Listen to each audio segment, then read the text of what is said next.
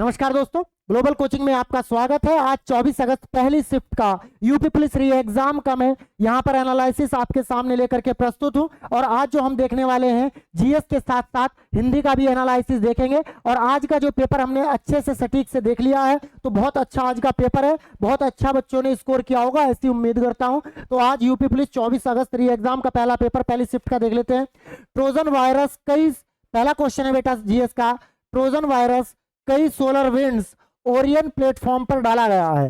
देखिए बेटा, कंप्यूटर के कई क्वेश्चन इस पेपर में देखने को मिल रहे हैं। ट्रोजन वायरस कई सोलर विंड्स ओरियन प्लेटफॉर्म पर डाला गया है। Option A spy, option B rootkit, option C Sunburst और ऑप्शन डी रैंसम। तो बेटा इसका ऑप्शन हो जाएगा ऑप्शन सी सनवर्स्ट, इसका ऑप्शन हो जाएगा। क्लियर। नेक्स्ट क्वेश्चन नंबर 2 देखते हैं बेटा।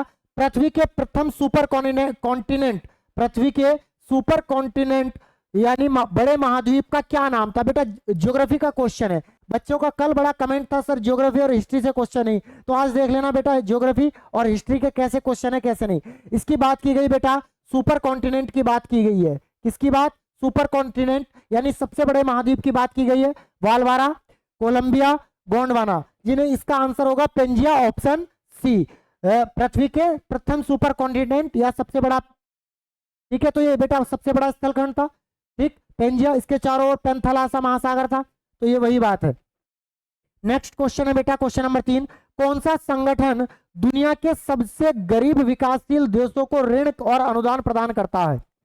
यहां पर देखिए कौन सा संगठन, अंतरराष्ट्रीय संगठन दुनिया के सबसे गरीब विकासशील देशों को ऋण और अनुदान प्रदान करता है। आईएमएफ, अंतरराष्ट्रीय मुद्रा कोष, ऑप्शन बी संयुक्त राष्ट्र संघ, विश्व बैंक और विश्व व्यापार संगठन। तो बेटा इसका आंसर हो जाएगा ऑप्शन सी विश्व बैंक ऐसा काम करता है, यानी गरीब विकासशील देशों को यह ऋण और अनुदान देने का कार्य करता है। नेक्स्ट क्वेश्चन देखते हैं बेटा।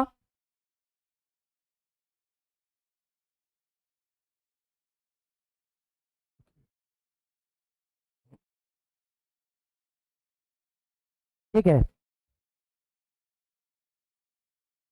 नेक्स्ट क्वेश्चन है, वेदों में मानव को अधिकार, वेदों में मानव अधिकार को निम्नलिखित अवधारणा से दर्शाया गया है। बेटा यहां पर वेदों में मानव के अधिकार की बात की गई है। ऑप्शन ए समानता, ऑप्शन बी असमानता, तो असमानता तो होगा ही नहीं है। अस्पृश्यता यानी अनटचेबिलिटी, अस्पृश्यता बिल्कुल नहीं होगा। यहाँ पर है आर्थिक प्रणाली, तो बेटा वेदों में मानव अधिकार की बात की गई है, तो आर्थिक प्रणाली इसका ऑप्शन नहीं होगा। हमने यहाँ से 3 ऑप्शन पहले ही एलिमिनेट कर दिए और ऑप्शन ए ही हमारा करेक्ट आंसर होने वाला है, यानी समानता। क्लियर।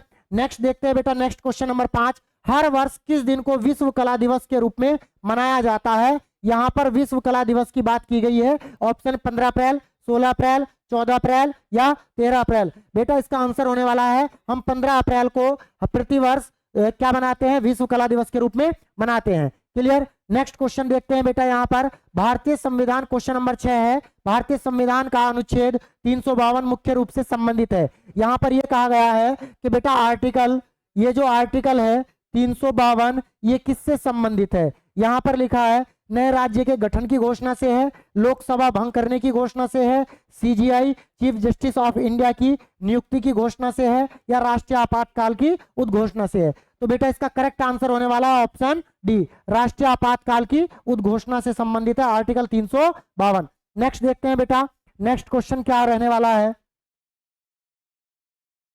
यहां पर देखिएगा, नेक्स्ट क्वेश्चन देख लीजिएगा।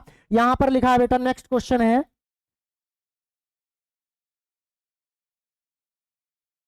नेक्स्ट क्वेश्चन है महिलाओं और एससी एसटी, यहां पर महिलाओं की बात की गई है और एससी एसटी समुदाय की बात की गई है। में महिला और एससी एसटी समुदायों में उद्यमता को बढ़ावा देने के लिए, उद्यमता को बढ़ावा देने के लिए भारत सरकार द्वारा कौन से कार्यक्रम शुरू किया गया था? बेटा बहुत पुराना क्वेश्चन है ये, मतलब पुराना नहीं, करंट अफेयर की अगर बात करें तो थोड़ा सा पुराना हो जाता है। अभी 2024 और 23 का ये क्वेश्चन नहीं है, करंट अफेयर की दृष्टि से तो नहीं है। महिलाओं और एससी एसटी समुदायों में उद्यमिता एंटरप्रेन्योरशिप को बढ़ावा देने के लिए भारत सरकार द्वारा कौन सा कदम या किसकी शुरुआत की गई है? Stand up India, start India, skill India या डिजिटल इंडिया? तो बेटा इसका option A stand up India इसका राइट आंसर ऑप्शन हो जाएगा। नेक्स्ट क्वेश्चन है क्वेश्चन नंबर 8। विजयनगर साम्राज्य की स्थापना 1336 में किसके द्वारा की गई है? बेटा हिस्ट्री का क्वेश्चन है, विजयनगर साम्राज्य की बात की गई है, बहुत इजी क्वेश्चन है। आई होप जिस हर सभी बच्चों ने इसको किया होगा। अगर बेटा विजयनगर साम्राज्य की स्थापना की बात करें तो बेटा हरिहर और बुक्का नामक दो नाम के व्यक्तियों ने की थी, हरिहर और बुक्का ने। बेटा नेक्स्ट लिखा गया मेगा शहर। मेगा शहर वे हैं जिनकी जनसंख्या अधिक है। यहां पर फिल इन द ब्लैंक्स। बेटा मेगा शहर, आपको नाम अजीब लग रहा होगा लेकिन आपने नाम सुना होगा मेगा सिटी, तो ये इसी चीज को कह रहा है। किसको कह रहा है? मेगा सिटी की पॉपुलेशन की बात कर रहा है कि किस शहर को हम या किस सिटी को हम मेगा सिटी कहें कि किसकी जनसंख्या कितनी होनी चाहिए। यहाँ पर 20 मिलियन, 15 मिलियन, 10 मिलियन या 5 मिलियन। तो बेटा मेगा सिटी उस शहर को कहा जाता है, उस सिटी को कहा जाता है जिसकी संख्या या जनसंख्या 10 मिलियन से अधिक हो। तो इसका आंसर हो जाएगा ऑप्शन सी 10 मिलियन। देखते हैं नेक्स्ट क्वेश्चन बेटा, यहां पर देखिएगा। ओके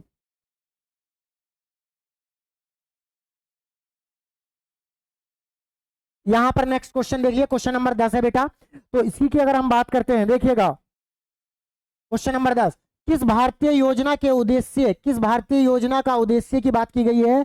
असंगठित क्षेत्र के श्रमिकों को 60 वर्ष की आयु के बाद न्यूनतम 3000 रुपए प्रति माह पेंशन प्रदान करना है। यहां पर भारत सरकार की ऐसी कौन सी योजना है जो असंगठित क्षेत्र के श्रमिकों को 60 वर्ष की आयु के बाद न्यूनतम 3000 रुपए प्रति माह पेंशन प्रदान करने की बात की गई है? प्रधानमंत्री श्रम योगी मानधन योजना, राष्ट्रीय पेंशन प्रणाली, प्रधानमंत्री वय वंदना योजना और प्रधानमंत्री जीवन ज्योति बीमा योजना। बिल्कुल नहीं, यहां पर ऑप्शन है इसका करेक्ट आंसर हो जाएगा प्रधानमंत्री श्रम योगी मानधन योजना। क्लियर, ये चीज है। ठीक है भाई, तो यहां पर नेक्स्ट क्वेश्चन देखेंगे हम। नेक्स्ट क्वेश्चन बेटा, द क्रॉनिकल्स ऑफ नॉर्निया श्रृंखला किसके द्वारा लिखी गई है? यहां पर क्वेश्चन है, ये जो आज के पेपर में जो बुक्स हैं वो बड़ी ही अजीबोगरीब पुस्तकें पूछी गई हैं आजकल। मतलब कि ऐसा नहीं कि नहीं पढ़ी हुई है, पढ़ी हुई है, लेकिन सभी किताबों में जो साधारणतः स्टूडेंट पढ़ता है उनमें आसानी से ये चीज नहीं है जो पुस्तक ये पूछी है। द क्रॉनिकल्स ऑफ नॉर्निया श्रृंखला किसके द्वारा लिखी गई है?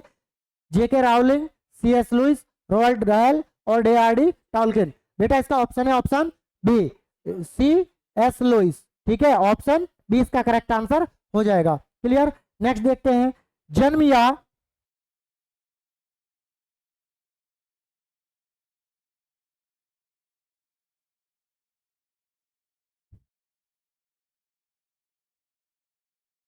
नेक्स्ट क्वेश्चन देखिए बेटा,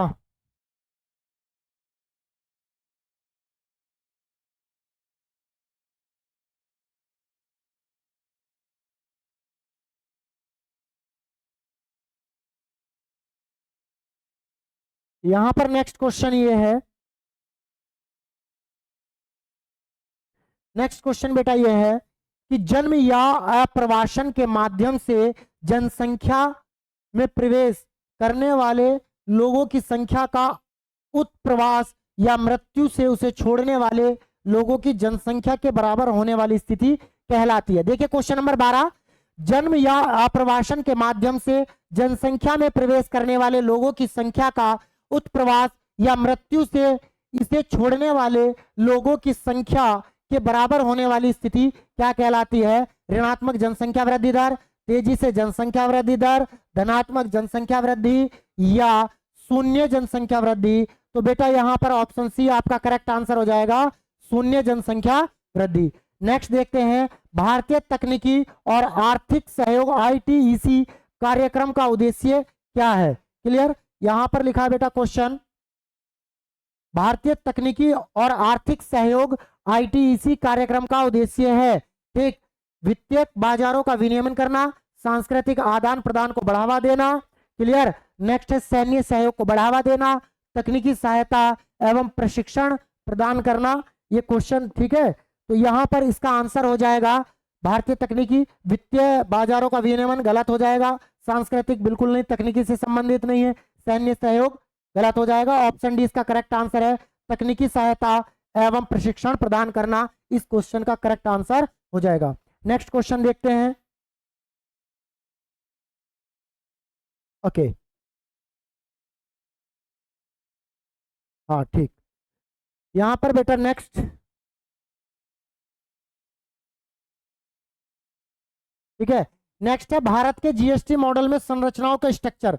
भारत के जीएसटी जो मॉडल है, सबसे पहले कमेंट सेक्शन में आप लोग बताओ जीएसटी का मॉडल कहाँ से लिया गया है, ये क्वेश्चन पूछा जा सकता है। और आज पहली दो शिफ्ट 23 अगस्त यानी कल की हमने 2 शिफ्ट देखी थी, वहां पर अगर हम बात करें तो उसमें जीएसटी के बहुत क्वेश्चन थे, कई सारे क्वेश्चन है, इसमें भी जीएसटी के बारे में पूछा जा रहा है। तो यहाँ पर जीएसटी मॉडल की संरचना के स्ट्रक्चर की संख्या पूछ रहा है, तो बेटा डायरेक्ट इसका आंसर है question option A 4। GST model के स्ट्रक्चर जो है उसकी संख्या कितनी है, 4।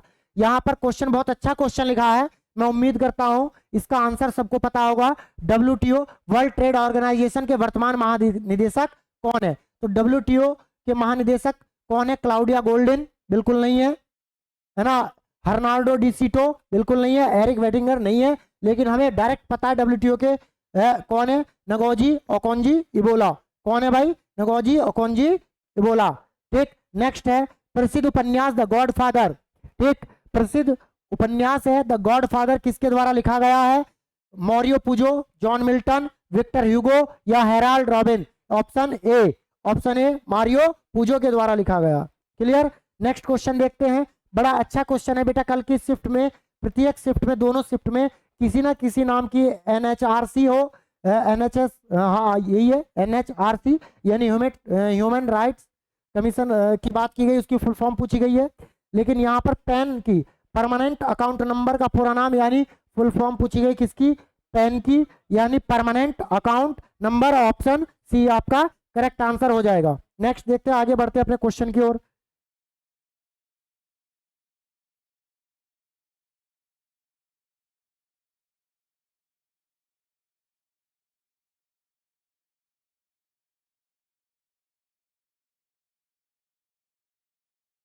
नेक्स्ट क्वेश्चन देखते हैं, यहां पर लिखा है बेटा पृथ्वी की जलवायु प्रणाली के लिए ऊर्जा का प्राथमिक स्रोत। यहां पर पृथ्वी की जलवायु प्रणाली के लिए ऊर्जा का, अरे पृथ्वी पर जो ऊर्जा का स्रोत है कौन सा है? सीधा पता है, सूर्य है। इसमें कोई दो राय नहीं है, एक ही राय है, वो सूर्य है। क्या है? पृथ्वी पर एकमात्र, चाहे जलवायु प्रणाली हो या पूरी पृथ्वी पर, ऊर्जा का स्रोत प्राकृतिक रूप से कौन है? सूर्य है। नेक्स्ट देखते हैं बेटा, नेक्स्ट क्वेश्चन है भारतीय वित्तीय आपातकाल। भारतीय वित्तीय आपातकाल को घोषित करने का अधिकार किसके पास है? भाई तीनों प्रकार के जो आपातकाल की बात करते हैं हम, राष्ट्रीय आपातकाल की बात करते हैं ना, तो यहाँ पर वित्तीय आपातकाल की बात की गई है कि वित्तीय आपातकाल को घोषित करने का अधिकार किसको है? तो आपको पता होना चाहिए, पॉलिटी का क्वेश्चन है, राष्ट्रपति को है। किसके है भाई? राष्ट्रीय आपातकाल या वित्तीय आपातकाल की अगर हम बात करें तो वित्तीय आपातकाल घोषित करने का अधिकार किसको है? राष्ट्रपति को। ऑप्शन है इसका करेक्ट आंसर हो जाएगा। यहाँ पर लिखा है फेसबुक ग्राहक, फेसबुक, इंस्टाग्राम, ट्विटर, बेटा बहुत क्वेश्चन यहाँ से आ रहे हैं। इस बार यूपी पुलिस के एग्जाम में एक नया ट्रेंड देखने को मिला है, चाहे आप इन्हें कंप्यूटर के क्वेश्चन मानो या सोशल मीडिया से संबंधित क्वेश्चन मान लीजिएगा, है जनरल अवेयरनेस के, सामान्य जागरूकता से संबंधित ये टॉपिक्स हैं, ये क्वेश्चन है। तो यहाँ से कई क्वेश्चन पूछे जा रहे हैं। फेसबुक ग्राहक सबसे महत्वपूर्ण सोशल मीडिया मार्केटिंग टूल में से एक, फिल इन द ब्लैंक्स के माध्यम से ऑन डिमांड प्रमोशन के बारे में पता लगा सकते हैं। यहाँ पर एक बार और पढ़ लेते हैं, फेसबुक ग्राहक सबसे महत्वपूर्ण social media platform, social media marketing tool में से एक के माध्यम ऑन डिमांड प्रमोशन के बारे में पता लगा सकता है। पोस्ट प्लानर, अमोरोपल्स, यहां पर ऑप्शन देख लेते हैं।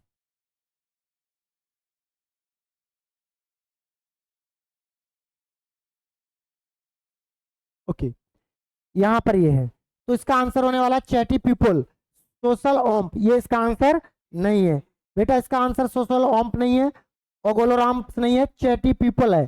चैटी पीपल इसका करेक्ट आंसर हो जाएगा। क्लियर। नेक्स्ट देखते हैं,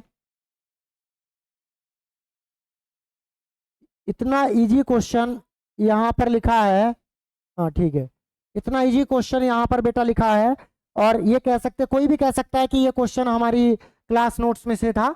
तो ये तो बहुत इजी क्वेश्चन है। कल भी भूटान की राजधानी पूछी गई है, भूटान से संबंधित दोनों शिफ्टों में क्वेश्चन था एक एक। लेकिन आज भारत के पड़ोसी देशों के चारों तरफ एक क्वेश्चन आ रहा, जितने भी भारत के पड़ोसी देश है वहां से क्वेश्चन है। कल भूटान से क्वेश्चन पूछा गया है, आज बांग्लादेश से क्वेश्चन पूछा गया है, और डायरेक्ट क्वेश्चन क्या है बेटा कि बांग्लादेश की राजधानी क्या है? तो आपको डायरेक्ट पता है ढाका इसकी राजधानी है। नेक्स्ट यहाँ पर है, हर वर्ष किस दिन को अंतरराष्ट्रीय निशस्त्रीकरण एवं अप्रसार जागरूकता दिवस के रूप में मनाया जाता है। यहाँ पर है अंतरराष्ट्रीय निरस्त्रीकरण एवं अप्रसार जागरूकता दिवस। इसको कब मनाते हैं? 5 मार्च, 7 मार्च, 4 मार्च, 6 मार्च। तो बेटा अंतरराष्ट्रीय निरस्त्रीकरण एवं अप्रसार जागरूकता दिवस हम 5 मार्च को मनाते हैं। कब मनाते हैं? 5 मार्च को मनाते हैं। नेक्स्ट क्वेश्चन देखते हैं। नेक्स्ट क्वेश्चन है बेटा, हाल ही में किस भारतीय हवाई अड्डे को, ये बड़ा अच्छा क्वेश्चन है, इसने डाला, बढ़िया क्वेश्चन है, लेवल अच्छा है। अगर बच्चे ने थोड़ा सा भी पढ़ा होगा तो ये क्वेश्चन को आसानी से कर सकता है। आज के पेपर की अगर खास बात बताऊं तो आज का पेपर जो है बिल्कुल एक एवरेज पेपर है। कल से थोड़ा सा इजी पेपर है और अच्छा पेपर है। जैसा लेवल यूपी पुलिस का आज के पेपर का जीएस का है तो बहुत अच्छा लेवल है भाई। ठीक है, अगर कोई बच्चा 6 महीने में भी पढ़ करके ऐसे क्वेश्चन को सॉल्व नहीं कर सकता तो फिर पढ़ना उसके लिए ठीक नहीं है। ठीक है, उसको कुछ और काम कर लेना चाहिए। लेकिन जैसे आज के पेपर या आज का शिफ्ट का पहले 24 अगस्त की पहली शिफ्ट का ये पेपर है, जीएस का पेपर मैं सॉल्व करा रहा हूं और 6 महीने पढ़ने के बाद आपको समय मिला, 6 महीने में भी ऐसा क्वेश्चन आप सॉल्व नहीं कर पाएंगे तो फिर कोई कह ही नहीं सकते इसके बारे में। तो कुछ हाल ही में किस भारतीय हवाई अड्डे को यूनेस्को के 2023 प्रिक्स वार्सल्स में मान्यता मिली है? ठीक है, तो यूनेस्को में शामिल कौन सा किया गया है? इंदिरा गांधी अंतरराष्ट्रीय हवाई अड्डा, सरदार वल्लभ भाई पटेल अंतरराष्ट्रीय हवाई अड्डा, कैंप पेगोडा। जी हाँ, इसका आंसर होने वाला है ऑप्शन सी, कैंप पेगोडा अंतरराष्ट्रीय हवाई अड्डे को यूनेस्को के 2023 में प्रिक्स वार्सल्स में मान्यता मिली है। तो इसका आंसर हो जाएगा ऑप्शन सी। नेक्स्ट क्वेश्चन देखते हैं।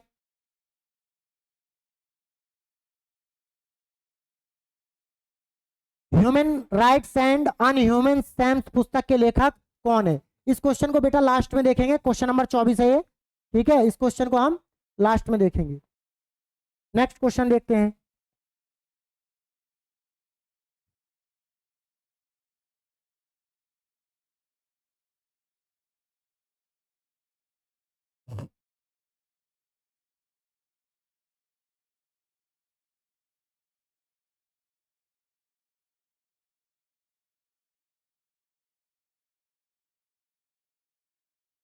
देखिए नेक्स्ट क्वेश्चन देख लेते हैं।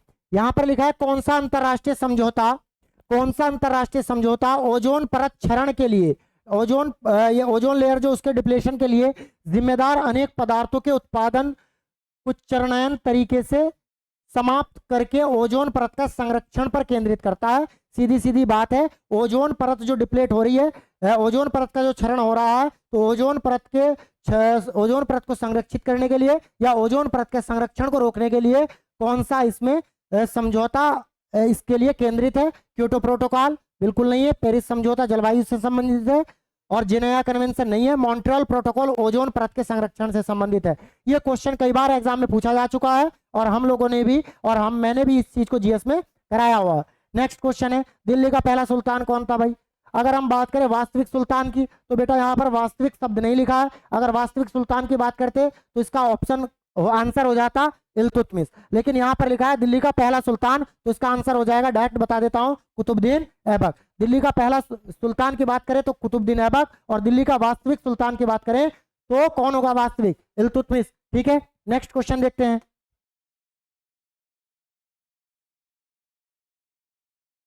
ठीक, यहाँ पर लिखा है नाइट्रोजन की खोज किसने की? इतना इजी क्वेश्चन है। अब बताओ, अगर बच्चे ने 6 महीने में पढ़ाई करी है और 6 महीने में ऐसी चीजें नहीं पढ़ी है तो फिर क्या पढ़ा है? ठीक है भाई, तो नाइट्रोजन की खोज किसने की? बेंजामिन फ्रैंकलिन बिल्कुल नहीं है, कार्ल बेंज, रिचर्ड गैटलिन। इसका आंसर होने वाला है डैनियल रदरफोर्ड। इस बच्चे ने भी सही, जिसने हमारे पास पेपर भेजा है उसने भी इसका आंसर सही लगाया है, डैनियल रदरफोर्ड। ठीक, नेक्स्ट लिखा है निम्नलिखित में से कौन सा जीएसटी सामान्य पोर्टल है? अरे देखिए, जीएसटी सामान्य पोर्टल से पूछा गया है कि www.gst ठीक है .gov.in, यही है इसका आंसर, ऑप्शन ए। ठीक, नेक्स्ट पूछा गया ब्लू माउंटेन किसे कहा जाता है? बताओ भाई, ब्लू माउंटेन भारत में कहाँ है? Blue mountain. ठीक है, अगर आपको पता होगा, थोड़ा सा भी अगर कॉमन सेंस होगा तो यही लिखा है नीलगिरी पर्वत कहाँ है? तमिलनाडु में, दक्षिण भारत में है। कौन सा? नीलगिरी पर्वत को ही हम ब्लू माउंटेन की संज्ञा देते हैं। नेक्स्ट यहां पर लिखा है बेटा व्यापार घाटा से क्या अभिप्राय है? व्यापार घाटे से किससे संबंधित है व्यापार घाटा? तो बेटा किसी भी देश को व्यापार घाटा कब होता है? जब उस देश का आयात अधिक हो और निर्यात कम हो। तो क्या हो जाता है, इकोनॉमी का क्वेश्चन है बेटा, ये किसका है, ये इकोनॉमी का क्वेश्चन है। व्यापार घाटा तब होता है, ट्रेड डेफिसिट तब होता है जब हमारा आयात अधिक होता है और निर्यात कम होता है। तो क्या लिखा है, किसी देश में कोई व्यापार नहीं होता, गलत है, ठीक, ये गलत है। जब किसी देश के आयात उसके निर्यात से अधिक हो जाता है, बिल्कुल सही, ऑप्शन सी। जब किसी देश का आयात उसके निर्यात से अधिक हो जाता है तो उस देश वो जो है व्यापार डेफिसिट या ट्रेड डेफिसिट, व्यापार घाटे में चला जाता है। नेक्स्ट, उत्तर प्रदेश में कुश्ती के पारंपरिक रूप का नाम बताइए। कुश्ती जो है उत्तर प्रदेश में जो कुश्ती है उसका पारंपरिक नाम बताइए जिसमें कुश्तीबाज विशेष रूप से तैयार मिट्टी के गड्ढे में अभ्यास करते हैं जिसे अखाड़ा कहा जाता है। ठीक है, मलखंड, सिलंबम, कबड्डी, बिल्कुल नहीं होगा। ऑप्शन डी इसका आंसर होगा, कुश्ती या पहलवानी। इसका आंसर क्या हो जाएगा, कुश्ती या पहलवानी। नेक्स्ट देखते हैं बेटा,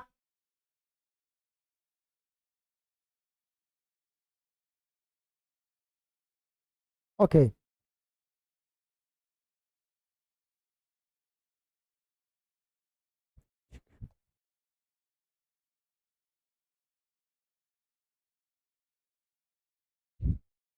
नेक्स्ट लिखा है बेटा, किस संस्था ने रेत और धूल तूफान, बात नहीं, किस संस्था ने रेत और धूल तूफान कृषि में समन, यहां पर कृषि की बात आ गई, कृषि में समन अनुकूलन नीति और जोखिम प्रबंधन उपायों के लिए एक गाइड शीर्षक रिपोर्ट जारी की है। यहां पर किस संस्था के द्वारा रेत, धूल, तूफान, कृषि में समन, अनुकूलन नीति और जोखिम प्रबंधन के उपायों के लिए गाइड शीर्षक रिपोर्ट जारी की है? यूएनएपी, यूनाइटेड नेशन एनवायरमेंट प्रोग्राम, गलत हो जाएगा, इसका ऑप्शन नहीं है। यूनेस्को नहीं है। हेरिटेज साइट को देखता है। एफओए है ना, तो इसका आंसर हो जाए, विश्व बैंक होगा ही नहीं इसका आंसर, तो इसका आंसर होगा ऑप्शन सी, एफ ए ओ। ठीक, नेक्स्ट जो देखते हैं, पृथ्वी का एल्बिडो, पृथ्वी का एल्बिडो काफी हद तक किससे प्रभावित होता है? पृथ्वी का एल्बिडो किससे प्रभावित होता है? वायुमंडलीय परत से, पृथ्वी की सतही प्रकृति से, बादल छा जाने से, वायुमंडल में धूल के कणों से। ये पूछा काफी हद तक प्रभावित होता है, तो इसका आंसर हो जाएगा ऑप्शन बी, बादल छा जाने से।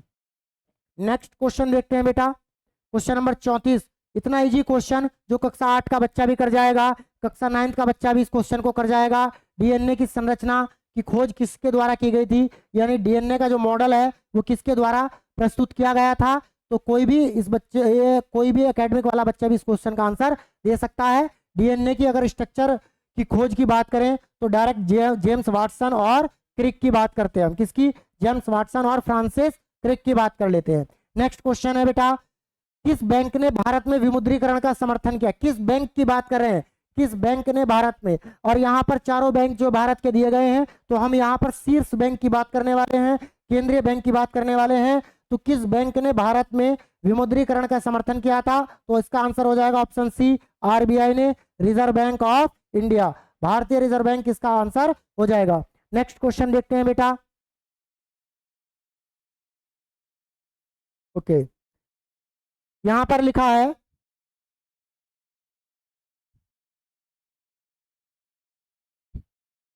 ठीक है, यहां पर लिखा है निम्नलिखित में से किस साइबर अपराध, साइबर क्राइम की बात हो रही है, किस साइबर अपराध में संवेदनशील जानकारी का खुलासा करने के लिए व्यक्तियों को धोखा देना शामिल है? यहां पर एक बार देख लीजिए, साइबर अपराध में संवेदनशील जानकारी का खुलासा करने के लिए व्यक्तियों को धोखा देना है। साइबर कुलिंग, हैकिंग, मालवेयर या फ्रिशिंग? तो बेटा इसका आंसर हो जाएगा फ्रिशिंग। क्या हो जाएगा इसका आंसर? फ्रिशिंग। नेक्स्ट देखते हैं, साहित्य में नोबेल प्राप्त करने वाले पहले भारतीय। इतना इजी क्वेश्चन है, कई बार कई एग्जाम में पूछा गया, साहित्य में वो, ठीक है बेटा, साहित्य में नोबेल प्राप्त करने वाले पहले भारतीय रविंद्रनाथ टैगोर। किसके लिए मिला है आप भी बता दीजिए? गीतांजलि के लिए मिला। किसके लिए? गीतांजलि के लिए। तो एशिया के पहले व्यक्ति हैं रविंद्रनाथ टैगोर, एशिया के पहले व्यक्ति हैं जिन्हें साहित्य के क्षेत्र में नोबेल प्राइज मिला है। नेक्स्ट क्वेश्चन है बेटा, दो क्वेश्चन आज यहाँ पर राजधानी से हैं, एक बांग्लादेश की राजधानी पूछी गई है और एक बेटा जर्मनी की राजधानी पूछी गई है। तो सबको पता होगा जर्मनी की राजधानी क्या है बेटा? बर्लिन है। क्या है बेटा? जर्मनी की राजधानी बर्लिन है। क्या है? बर्लिन है। नेक्स्ट क्वेश्चन देखते हैं बेटा, नेक्स्ट क्वेश्चन क्या है?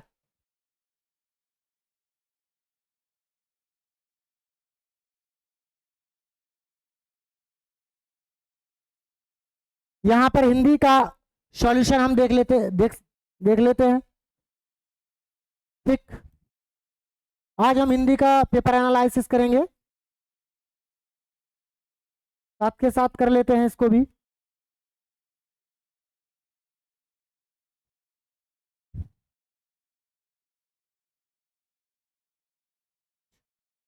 यहां पर पहला क्वेश्चन है बेटा हिंदी का, क्वेश्चन नंबर 95। अगर मैं इस पेपर की बात करूं तो यहां पर लिखा है ये लिखा है दसमुख में कौन सा समास है? तत्पुरुष, कर्मधारय, द्विगी या बहुब्रीहि। दसमुख में कौन सा समास है? तो बेटा दसमुख में जो समास है वो बहुब्रीहि है। ऑप्शन हो जाएगा ऑप्शन डी। यहां पर लिखा है गुड़ गोबर होना। यहां पर लिखा है गुड़ गोबर होना। मुहावरे का उचित अर्थ क्या है? तो यहां पर देख लेते हैं, बना बनाया काम बिगड़ना, अपने हानि करके भोज उड़ाना, कोई बखेड़ा खड़ा करना या गायब कर देना। तो इसका आंसर हो जाएगा गुड़ गोबर करना का मतलब है बना बनाया काम बिगाड़ देना। ऑप्शन ए इसका करेक्ट आंसर हो जाएगा। नेक्स्ट देखते हैं, आम के आम गुठलियों के दाम। आम के आम गुठलियों के दाम की अगर बात करें, यानी यहां पर बात हो रही है एक तरीके से दोगुने लाभ की बात हो रही है। आम भी बेच दिए और गुठलियां भी बेच दी। ठीक है, तो यहां पर नकली वस्तु देना गलत हो जाएगा, मनमानी करना गलत है, बहुत चतुर व्यापार बनना या दोहरा लाभ। इसका आंसर हो जाएगा ऑप्शन डी, दोहरा लाभ होना। क्या हो जाएगा? दोहरा लाभ होना। यहां पर लिखा बेटा उत्थान शब्द का विलोम है। यहां पर उत्थान शब्द के विलोम की बात करें तो इसका आंसर हो जाएगा ऑप्शन ए, उत्थान का विलोम होता है पतन। ठीक, नेक्स्ट देखते हैं, नेक्स्ट क्वेश्चन क्या है?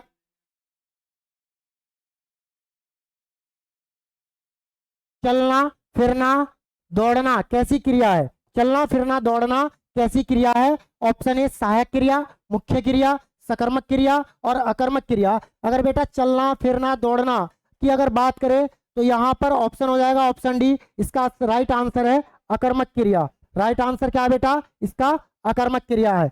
यहां पर ये पैराग्राफ दिया है, गद्यांश दिया है, इसको एक बार बाद में देखेंगे, पहले क्वेश्चन देख लेते हैं।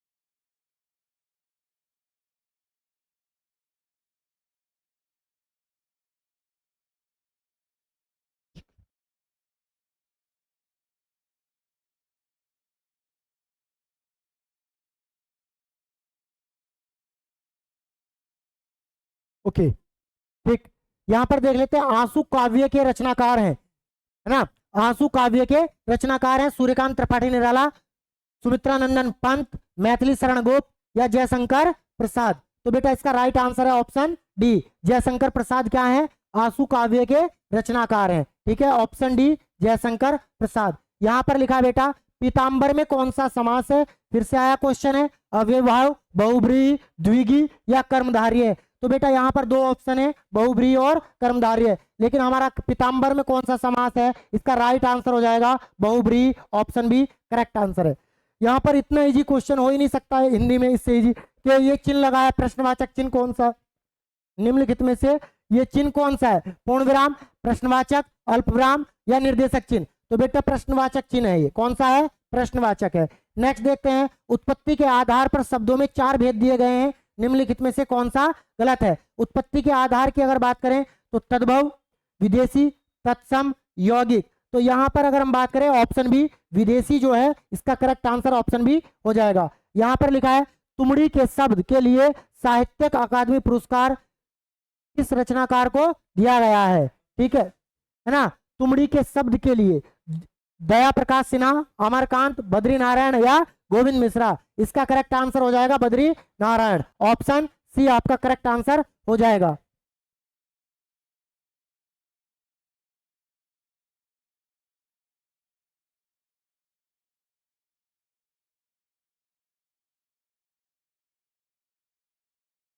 ओके,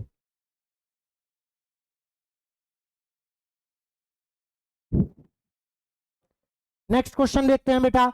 यहां पर लिखा है निम्नलिखित में से एक का अर्थ स्त्री है, यानी यहां पर स्त्री की बात हो रही है, अंगना, अंगार, अंगजा या आंगन। तो स्त्री निम्नलिखित में से निम्नलिखित शब्दों में से एक का अर्थ स्त्री है। तो यहां पर इसका आंसर हो जाएगा अंगना, क्या हो जाएगा? अंगना इसका आंसर हो जाएगा। नेक्स्ट क्वेश्चन देखते हैं। निम्नलिखित वाक्य के शुद्ध रूप का चयन कीजिए। पिछले सोमवार को स्कूल बंद रहेगा, तो बंद रहेगा इसमें भूत और भविष्य की बात हो रही है, गलत हो जाएगा। पिछले सोमवार को स्कूल बंद है, ये गलत है। पिछले सोमवार को स्कूल बंद था, ये काफी हद तक सही है। पिछले सोमवार को स्कूल बंद होना है, ये गलत है। ऑप्शन बी इसका करेक्ट आंसर हो जाएगा, पिछले सोमवार को स्कूल बंद था। नेक्स्ट देखते हैं, निम्नलिखित में से कौन सा वाक्य शुद्ध है? भांडा फूटने पर उसकी गर्दन लज्जा से नीचे हो गई। भाषा के मानकीकरण के लिए व्याकरण जरूरी है। राम, कौन सा वाक्य शुद्ध है? राम का दर्शन पाकर अहल्या, ये अहल्या गलत लिखा है। इस चिकित्सालय में सर्वोत्कृष्ट रोगों की चिकित्सा उपलब्ध है। चिकित्सालय में चिकित्सा उपलब्ध है, ये भी गलत है। यहां पर इसका बी आंसर सही है, भाषा के मानकीकरण के लिए व्याकरण जरूरी है। ठीक, ऑप्शन बी आपका करेक्ट आंसर हो जाएगा, है ना। वृक्ष से पत्ते गिरते हैं, यहां पर इतना इजी क्वेश्चन ये है, ये कई बार हमारे टीचर्स ने भी और आपने ऑफलाइन में भी बुक में भी ये क्वेश्चन देखा होगा, ये लगभग सभी बुक में ये क्वेश्चन होगा। वृक्ष से पत्ते गिरते हैं या पेड़ से पत्ते गिरते हैं, इस वाक्य में कौन सा कारक चिन्ह है? करण कारक है, अपदान कारक है, कर्म कारक है, या कौन सा अधिकरण कारक है? तो बेटा इसका ऑप्शन बी है, अपदान कारक। इसका ऑप्शन बी अपदान कारक इसका राइट आंसर हो जाएगा। क्लियर, अलग हो रहा है। ठीक, वह मैं वहां होकर आया हूं, इस वाक्य में अव्यय कौन सा है? मैं वहां होकर आया हूं में अव्यय पूछ रहा है, वहां है, हूं है, मैं है या होकर है? तो बेटा इसका राइट आंसर है ऑप्शन ए, वहां इसमें अव्यय है। ठीक, नेक्स्ट देखते हैं, दिए गए वाक्यांश के लिए एक शब्द जो कहा ना जा सके, जो कहा न जा सके, अल्पकलनीय, नामुमकिन, अकथित या अकथ्य।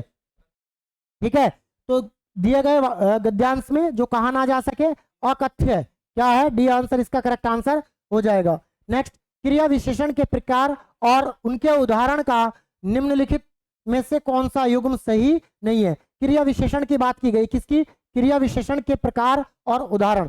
ठीक है, समयवाचक क्रिया विशेषण पीछे, निश्चयबोधक क्रिया विशेषण बेशक, परिमाणवाचक क्रिया विशेषण सर्वत्र, या स्थिति बोधक क्रिया विशेषण कहीं नहीं, कहीं न कहीं। तो इसका आंसर है ऑप्शन ए। इसका सही आंसर, ये पूछा पहली बात नहीं है, तो इसका आंसर हो जाएगा ऑप्शन ए। ठीक, नेक्स्ट, वीर रस का स्थायी भाव, भय, उत्साह, क्रोध या विस्मय। तो वीर रस का जो है बेटा क्या है? वो उत्साह, क्या है? उत्साह, ऑप्शन बी।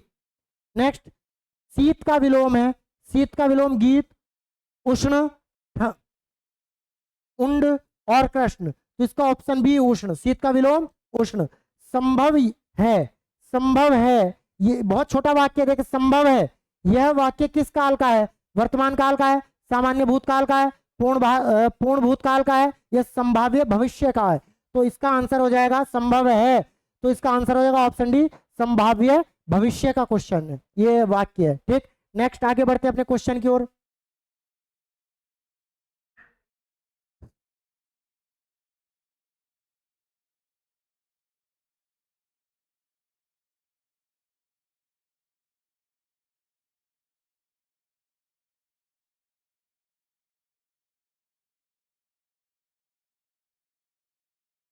निम्नलिखित में से एक विशेषण शब्द है।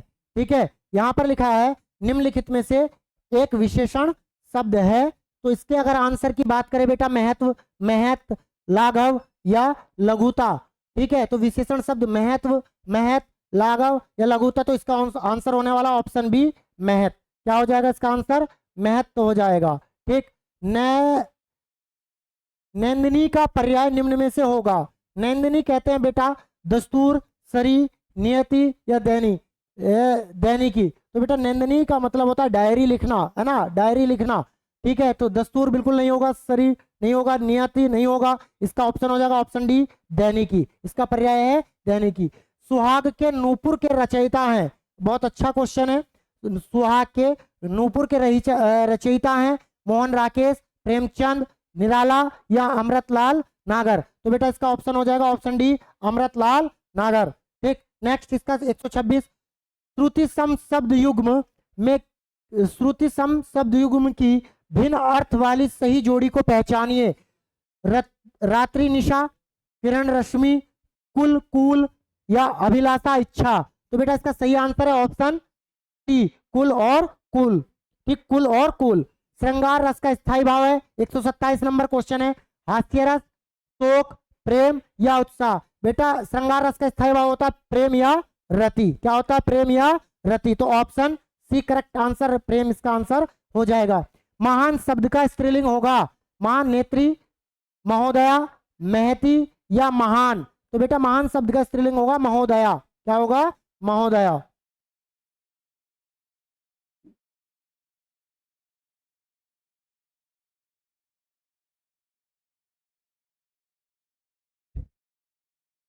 नेक्स्ट क्वेश्चन है,